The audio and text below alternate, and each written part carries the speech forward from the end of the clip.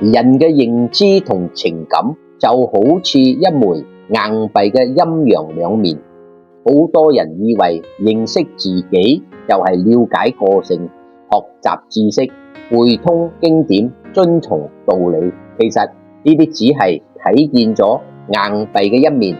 知識、個性、文字、經典係睇得見、學得到嘅內容，呢個係硬幣嘅陽面。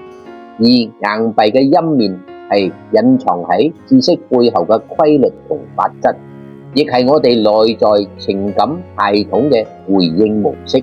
佢雖然睇唔見，卻時時刻刻影響住我哋嘅思想、行為同人生。就好似一枚硬幣，你嘅眼睛一次只能睇見一面，好容易誤以為你睇見咗全部。事實上，硬幣從來唔係一面，而係兩面一體。人嘅認知同情感就如同硬幣嘅兩面，彼此依存，無法分割，共同構成完整嘅生命系統。知識拓展我哋認識世界嘅邊界，而情感系統決定咗我哋回應世界嘅方式，兩者缺一不可，共同決定人生嘅方向。